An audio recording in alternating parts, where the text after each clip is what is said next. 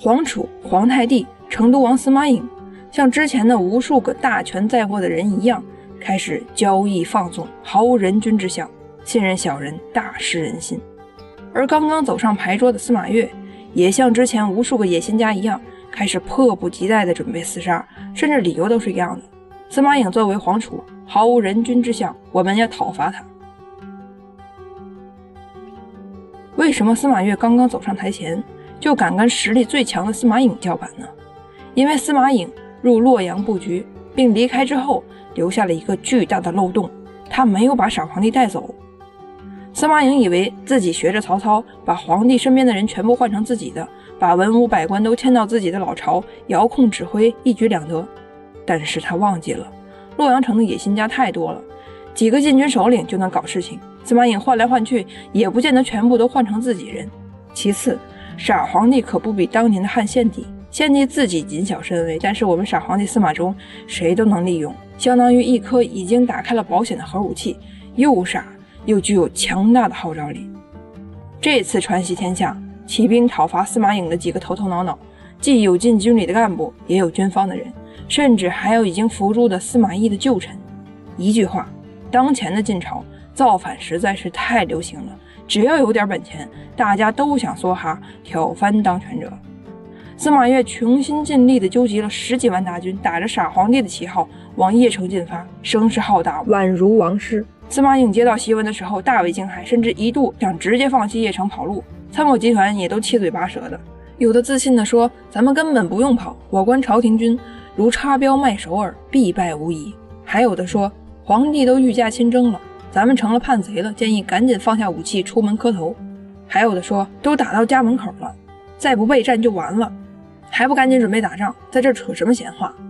司马颖回过神来，开始动员部队准备战斗，同时也在情报战线上发力。陈匡、陈规从邺城跑到司马越处，忽悠司马越说邺城已经空虚了，大家都没有什么战斗心思，您要是进攻邺城，可一战而定。司马越非常高兴，现在皇帝在手，大军精悍，敌人空虚，于是自信地认为优势在我，甚至蛮悍到了部队都不设防的境地。最终司马越率领的朝廷军和司马颖的邺城方面军在荡阴展开决战。在我的印象中，一个荡阴，一个苦县，两个古朴的地名，司马越集团2次的巨大失败，分别开启了末世的2个阶段。在荡阴，司马越率领的朝廷军被司马颖的邺城部队所击溃，所有人，无论是军人、高门还是藩王，都在痛苦挣扎抽搐中走向扭曲。八王之乱10几年来，军人的荣誉、藩王的责任、高门的节操、皇室的人数、禁军的忠诚，全部都变成了你死我活的仇恨和厮杀。所有人都在散发着恶臭和血腥的战场上嚎叫着去杀死对方，没有理由，没有怜悯，没有终点。荡阴大战异常的惨烈，以至于作为吉祥物的皇帝陛下傻憨憨司马衷竟然也受到了重创，脸上被射了3箭，叛军抬手便杀，姬少以身卫地，皇帝只能边哭泣边叹息，此姬室中血，勿去。大家可以去两晋特别篇里看一下这个故事。经过1天的激战，司马越和朝廷军彻底溃败，死里逃生的司马越带着仅存的亲信逃往自己的封国东海国，试图在山东积蓄力量。剩下的可怜的一点朝廷部队在左卫将军陈真的带领下匆匆返回洛阳，皇帝本人则是被司马颖控制起来，迁往邺城。在这儿必须要停顿一下，荡阴大败之后，有鉴于政治斗争极端残酷，而且马上就有杀到自己脑袋上来的趋势，一个毫不起眼的小宗室悄悄地离开了天下中心，前往山东地区，后来又渡江南下，在江东站稳了脚跟。他就是后来东晋的开国君主，时任左将军的司马睿。话说回来，司马颖骄傲极了，一直以来他都是实力最强的藩王，是储君皇太帝。现在摧毁朝廷军的他，更认为自己是天命所赐，理应光照万方。他似乎忘记了在开战前紧张到失态的丑样，也完全不去考虑是否应该对逃走的司马越除恶务尽，更没有去考虑过整个国家和华夏的未来。他只看到了眼前的一个不愉快。他任命的幽州刺史被镇守当地的王浚给推翻了。于是司马越杀气腾腾的号令自己几乎被消耗殆尽的残破兵力去讨伐镇守北境10余年的王浚，一个身处天下屋脊、手握重甲骑兵、控制数十万胡人的暴君。王浚的故事好像电影一般，充满了戏剧感。王浚是王审的儿子。关于王审，大家只需要知道，他本来是大将军曹爽的参谋。后来当高贵襄公曹髦计划诛杀司马昭的时候，王审为了更进一步，给司马家递上投名状，临危卖主，把曹髦的计划泄露给了司马集团，导致曹髦不得已天子玉碎。而王浚是王审一时寻欢作乐后的产物。史书明确记载，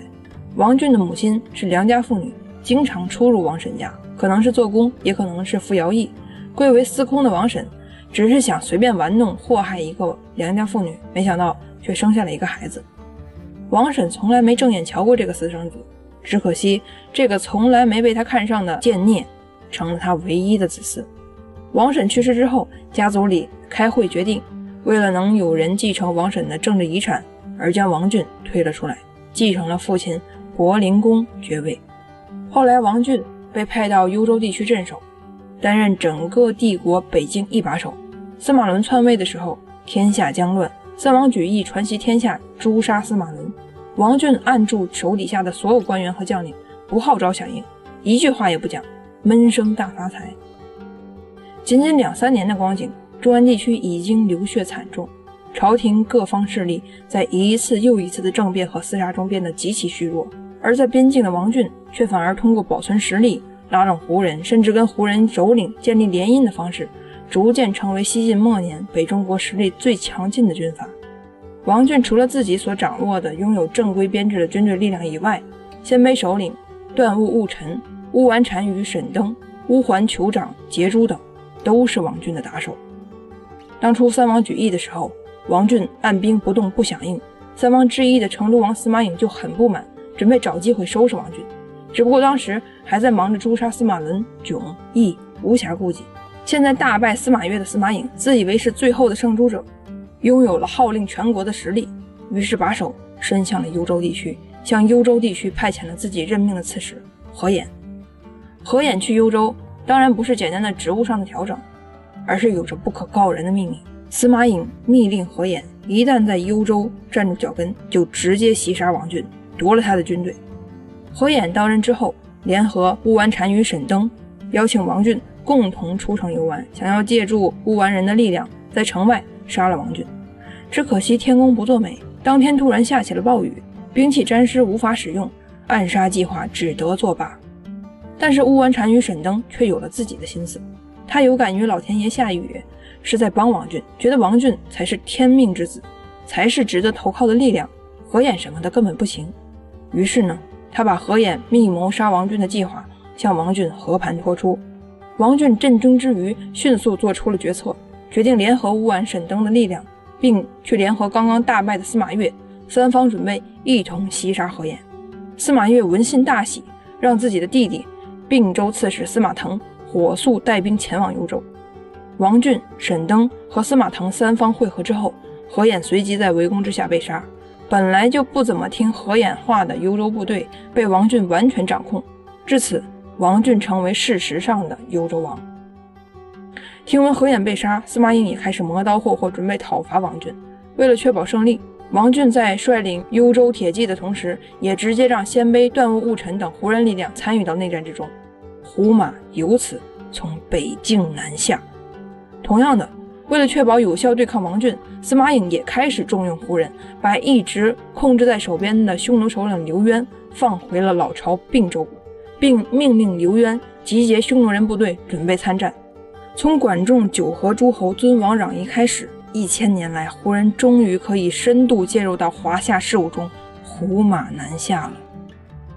最后再来个阴暗小故事吧。2次反叛，命令大军从关中出发围困洛阳的河间王司马颙，本身并不是武帝司马炎的子嗣，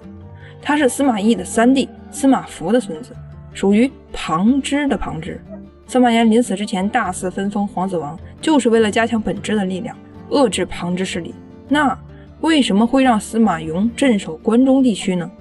司马炎自己也知道关中地区极其重要，自己的老祖宗司马懿就是因为常年在关中地区对抗诸葛亮，长期担任西部地区一把手，从而培养了一大批军事武官，逐渐发展成了一方军头。司马炎去世后，司马颙首先在北部战区邺城任职，不久之后升任平西将军，调往关中，从此开启了他拥兵自重、多次反叛的罪恶历史。可是当初朝廷准备把他调往关中的时候，也有意见认为他不是武帝子嗣，血缘关系上不够亲，出任关中地区似不妥。不过最终朝廷还是任命他为西部战区一把手。为啥呢？因为朝野都认为司马颙是一个贤王，远胜武帝诸子的贤王。那为什么朝野会认为司马颙是个好人呢？原因还是在于司马炎。当初司马炎还活着的时候，自信的大手一挥，给朝野吃了一颗定心丸，说我看司马颙是诸位藩王里面最吼的，堪称诸王表率，就用他吧，绝对没问题。哎，你就说司马炎的眼光吧。OK， 拜拜。